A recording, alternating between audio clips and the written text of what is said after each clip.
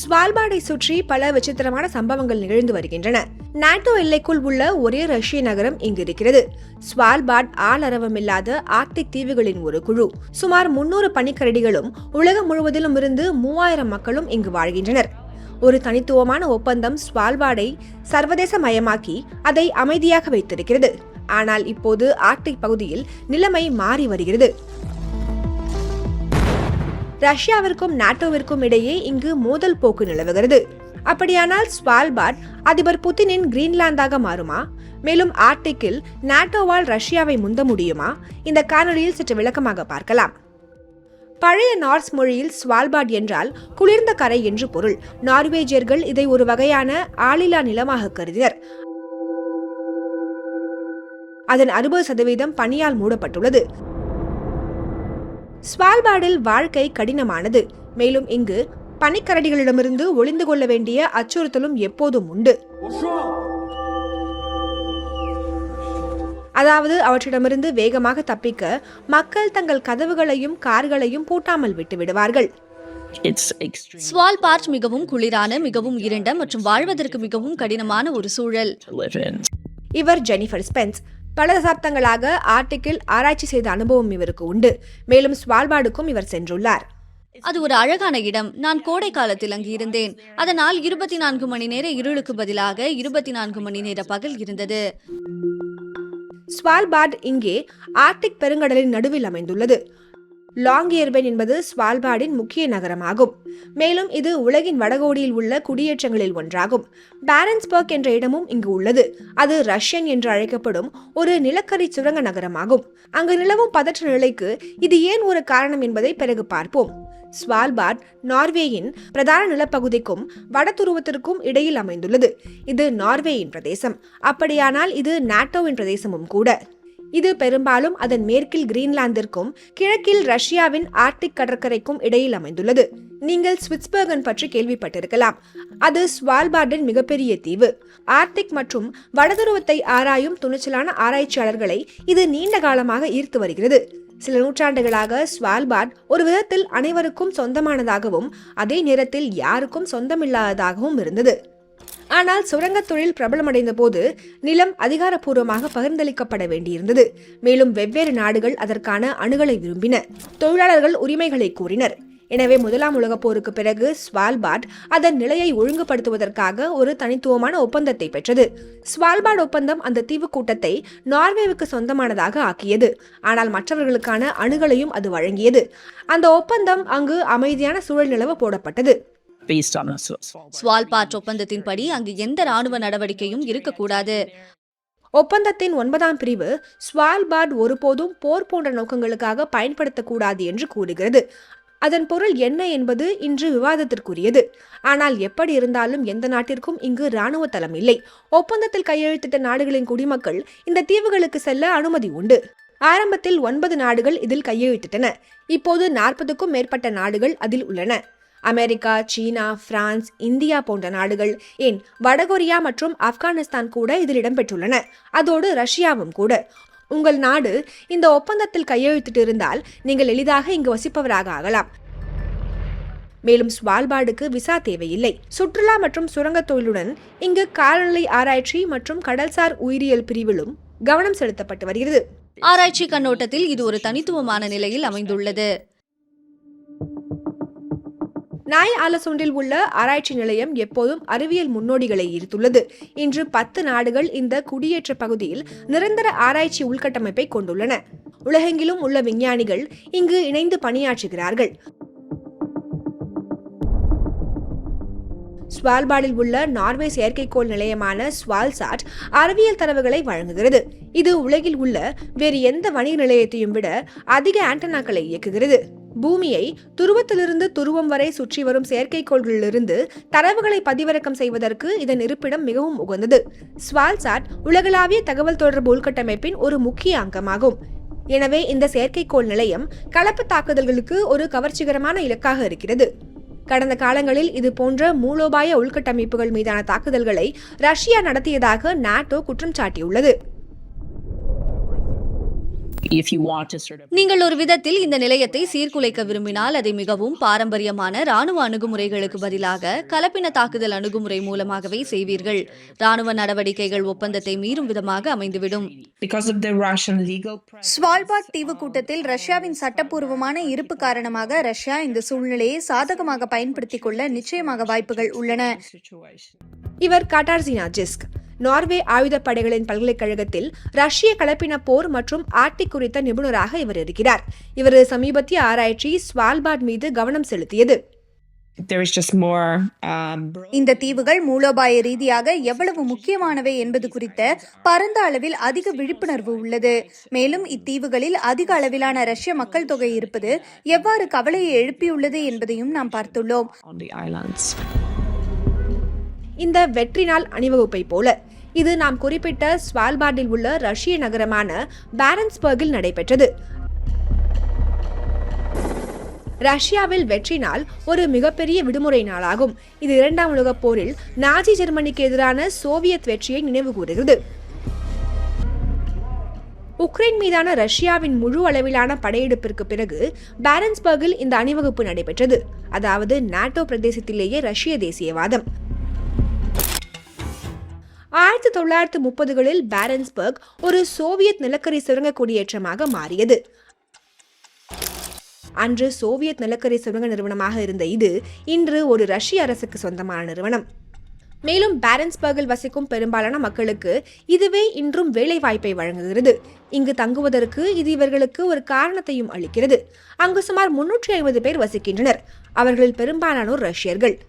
அங்கு இருப்பதற்கு ரஷ்யா மானியம் வழங்கியுள்ளது என்பதில் சந்தேகமில்லை. அது பொருளாதார ரீதியாக ரஷ்யாவுக்கு லாபகரமானதாக இல்லை.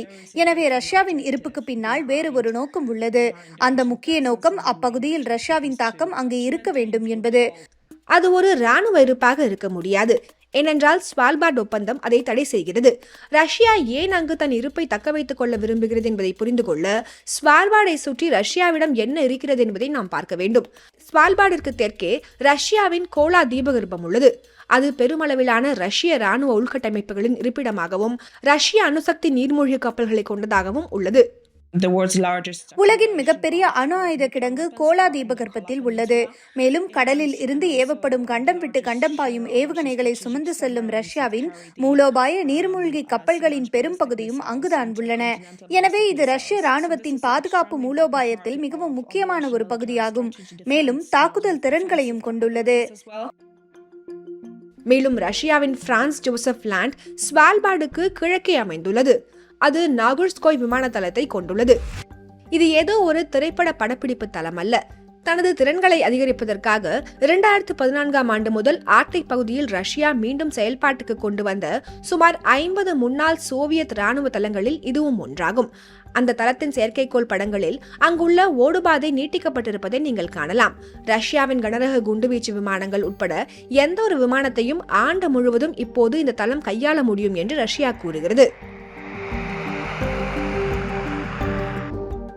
ஏதேனும் ஒரு மோதல் ஏற்பட்டால் இந்த பகுதியை கட்டுப்படுத்துவதையும் பாதுகாப்பதையும் ரஷ்ய ராணுவம் நோக்கமாக கொண்டுள்ளது.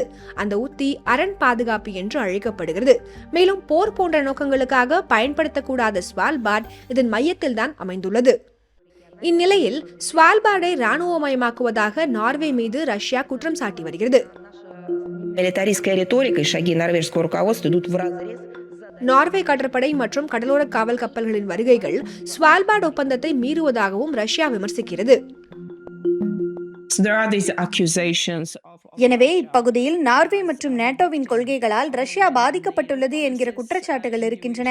இது ரஷ்யாவின் இந்த வகையான கதையாடலுக்கு வலு சேர்க்கிறது.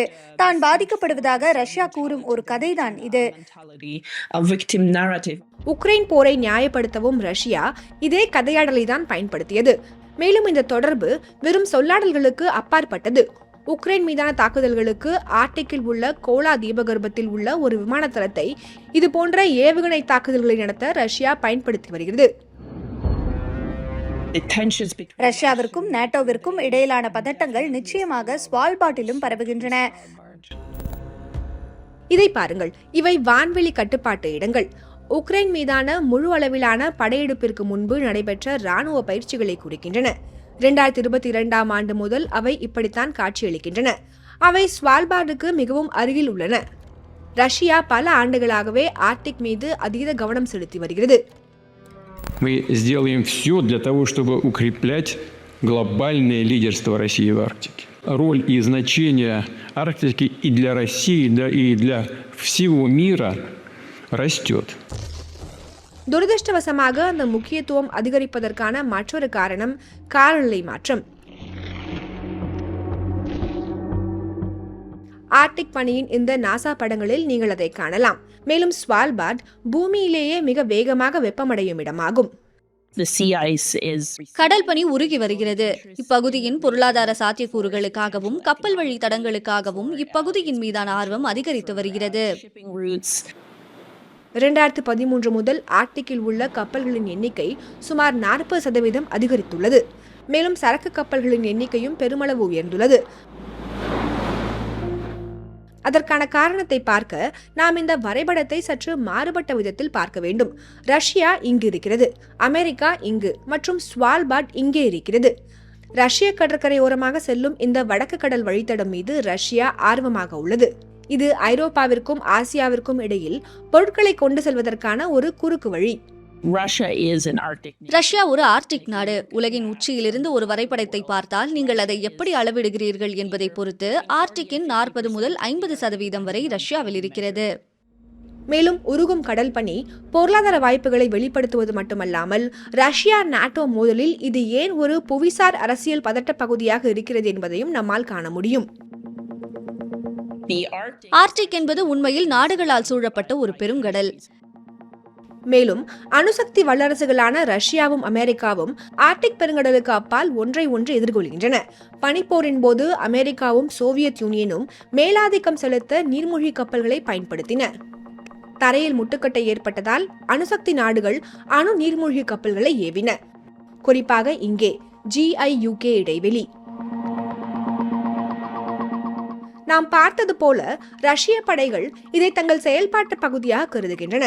மேலும் ரஷ்யா தனது கடற்கரையில் அணுசக்தி நீர்மூழ்கி கப்பல்களை கொண்டுள்ளது. அட்லாண்டிக் பெருங்கடலுக்குள் நுழைய, அதாவது அமெரிக்க கடற்கரைகளுக்கு அருகில் செல்ல அவர்கள் இந்த குறுகிய நீர்வழிகளை கடக்க வேண்டியிருக்கும். எனவே நாட்டோ மற்றும் அமெரிக்க ராணுவ உத்திக்கு இது ஏன் ஒரு முக்கிய இடமாக இருக்கிறது என்பதை நீங்கள் புரிந்து கொள்ளலாம். இது டொனால்ட் ட்ரம்பின் கிரீன்லாந்து மீதான அதீத ஈடுபாட்டையும் விளக்கக்கூடும். All the United States is asking for is a place called Greenland. I think there are parallels between Greenland. கிரீன்லாந்துக்கும் ஸ்வால்பார்ட் சூழ்நிலைக்கும் இடையே ஒற்றுமைகள் இருப்பதாக நான் நினைக்கிறேன். கிரீன்லாந்து ஒரு மூலோபாய முக்கியத்துவம் வாய்ந்த இடத்தில் அமைந்துள்ளது. For NATO and for the United States. அதே சமயம் ஸ்வால்பார்ட் அல்லது அதை சுற்றியுள்ள கடற்பரப்புகள் ரஷ்யாவிற்கு ஒரு மூலோபாய நுழைவாயிலாக விளங்குகின்றன. ஆனால் அப்பகுதியில் நாட்டோவின் கண்களாகவும் காதுகளாகவும் நார்வே தன்னை அடையாளப்படுத்திக் கொண்டுள்ளது. ஸ்வால்பார்ட் நார்வேயின் பிரதேசம் என்ற நிலைப்பாட்டில் மிகவும் தெளிவாக உள்ளது. எனவே அங்கு ரஷ்யா தாக்குதல் நடத்தினால் அது அனைத்து நாட்டோ உறுப்பு நாடுகள் மீதான தாக்குதலாக கருதப்படலாம். அது நாட்டோவின் கூட்டு பாதுகாப்பு விதியை செயல்படுத்தக்கூடும். ரஷ்யா கூட அதை கேள்வி கேட்க முடியாது. ஆனால் ரஷ்யாவின் நடத்தை அந்த தீவு கூட்டத்தை சுற்றி ஒரு பாதுகாப்பின்மை உணர்வை உருவாக்கியுள்ளது. ஆர்க்டிக் தீவில் தரையிறங்குவதற்காக பயிற்சி செய்யும் பாராட்ரூப்பர்ஸ் போன்ற பயிற்சிகள் ஸ்வால்பார்டை கைப்பற்றுவதற்கான நேரடி அச்சுறுத்தலாக கருதப்படலாம். I think that there's genuinely a concern. உண்மையாகவே இது ஒரு கவலை அளிக்கும் விஷயம் என்றே நான் நினைக்கிறேன். உக்ரைன் மீதான ரஷ்ய படையெடுப்பால் இறையாண்மையை அங்கீகரிப்பது மற்றும் சட்டத்தின் ஆட்சி போன்ற பாரம்பரிய அணுகுமுறைகள் ஆபத்தில் உள்ளதாக நார்வே மற்றும் நாட்டோ நாடுகள் நினைக்கின்றன. Sovereignty and the rule of law is at risk. அதோடு கிரீன்லாந்தை கைப்பற்றுவதாக ட்ரம்ப் சமீபத்தில் விடுத்த அச்சுறுத்தல்களை கருத்தில் கொண்டால் புதின் ஸ்வால்பார்டை கைப்பற்றுவார் என்ற எண்ணம் அவ்வளவு சாத்தியமற்றதாக தோன்றவில்லை. In the current situation, தற்போதைய சூழலில் ஸ்வால்பார்டை கைப்பற்றுவதில் ரஷ்யாவுக்கு ஆர்வம் இருப்பதாக நான் நினைக்கவில்லை. நிலைமையை கண்காணித்து தனது நிலையை தக்க வைத்துக் கொள்வதும் ஸ்வால்பார்ட் ராணுவ நோக்கங்களுக்காக, குறிப்பாக நாட்டோ அதை பயன்படுத்தாமல் இருப்பதை உறுதி செய்வதே ரஷ்யாவின் முதன்மை நோக்கம். ஸ்வால்பார்ட் அதிகரித்து வரும் ஆர்க்டிக் பதட்டங்களின் மையமாக உள்ளது. வெப்பநிலைகளும் அங்கு அதிகரிக்கின்றன. I genuinely believe ஆர்க்டிக் பகுதியில் ஆராய்ச்சியும் அறிவியல் ஒத்துழைப்பும் முற்றிலும் இன்றியமையாதவை என்று நான் உண்மையாகவே நம்புகிறேன். மேலும் புவிசார் அரசியல் பதட்டங்களின் காரணமாக அவை சிதைந்து போனால் அது ஒரு பெரும் இழப்பாக இருக்கும் என்றும் நான் கருதுகிறேன். நாம் அங்கு பதற்றத்தை தணிக்க வேண்டும். Dial down the temperature. ஸ்வால்பார்டை தனித்துவமான அமைதியான இடமாக இருக்க செய்ய வேண்டும் என்பதே இவரை போன்ற பல நிபுணர்களின் கருத்தாக இருக்கிறது.